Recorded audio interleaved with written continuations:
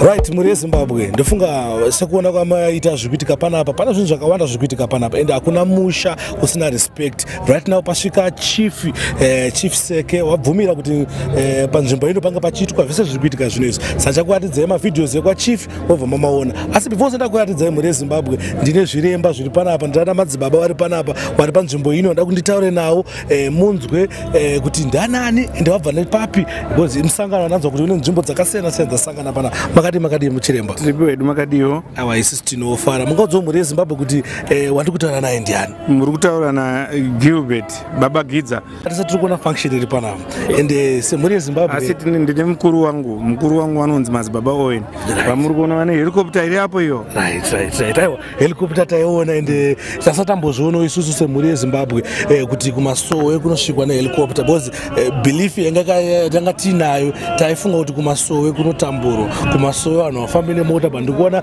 pane mota rudzi nerudzi dzemota dziri panapa. Aiwa takatozvinamata izvo. Makazvinamata kumasowe hakuna vanhu vanotambura, vanhu vanofunga kuti tinotambura.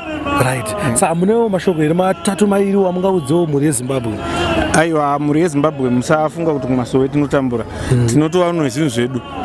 Ndazviona indazvibhiliva ndazvibhiliva kuti kuona kumasowe kuti kana wari mota but nhasi ndaona kuti pane mahama pane zvikopoko pane mabhenzi pane marenji pane mamakex munhu wemamakex Fortuna. Right mafortuna aiwa mwari akukuitira zvakanaka mwari akuramba achikukumba nekusimudzira sowe ramadzibaba Johane kuti wangu madzibaba wandinawo madzibaba makadini tinotenda baba makadini aiwa isusu tinofara imi munotwani ndinoitwa madzibaba zivanai ndinonamatira pamusha uno wevelvet wakaungana vanhu saizvozvo vauya kuzonamata. Saka nhasi izuva rei iri izuva raunganidzwa vanhu nemuprofiti aine nyaya nedonzo rekuti mhuri yese yeZimbabwe izive kuti iri sangano iri rakasiyiwa pamberi penyika raJohane iri harisi sangano rinotamburwa, isangano rine vanhu vane zvinhu zvavo aine donzo rekuti imba ino yevanhu vatema iropafadzwe nevari kure kure vazive chitendero ichi chatiri kunamata ichi. Alright aiwa ndofunga mashoko nechinangwa nedonhodzvo ramadzibaba Owen richasvika kunyika dzose richasvika kuvarudzi vose kuti vazive kuti chipostori hakusi kutambudzika, chipostori ingori imwe nzira yekunamata nayo musiki asi hakusi kutambura. Aiwa ndoda kutenda nenguva yenyama ndipa chiremba kundinge ndichitaurawo nemi kuchisangana nemhuri yeZimbabwe. Aiwa zvakanaka tinotova nezvimwe zvinhu zvamusingatozive nedzimba dzakatonaka tinadzo hatisi kutambura. Aiwa ndatozviona hapa zvakubhilivhika bo zvakuoneka bo zvasatambozviona mazviona. Aiwa mwari varamba achikukuitira zvakanaka, mwari varamba achikukumburai nekusimudza Johane Masowe. Pakanaka ndofunga na baba Johane variko vari kufara vachionawo basa ramuri kuita vari kupembera vari ikoko. Aiwa toda kukutendai mwari vakuitire zvakanaka. Aiwa tinotenda. Saka muri yeZimbabwe izvi ndakunokaridza mavideos achief Seke wachisvika panapa tiri kuita. Saka tinokumbira kuti kana mafamba vatendi vose tosimuka tatenda.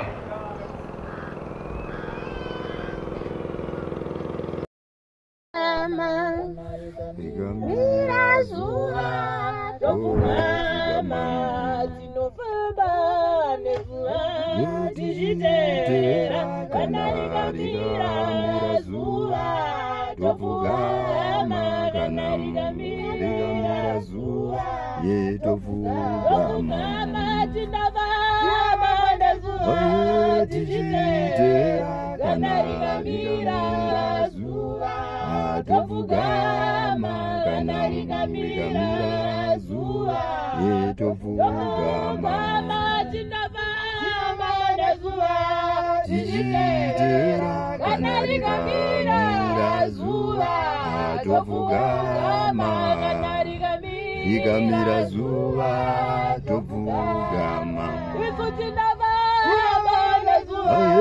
tichiteera kana rikamira zuva topfugama ikamira Rigamira zuva tovugama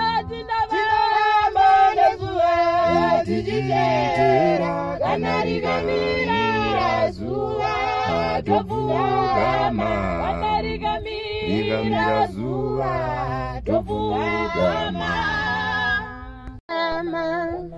rigamira zuva tovugama tinofamba nezuva tichitera kana rigamira zuva tovugama kana rigamira zuva tovugama tinofamba nezuva tichitera kana rigamira zuva tovugama kana rigamira zuva tovugama tinofamba nezuva tichitera kana rigamira zuva tovugama kana rigamira zuva.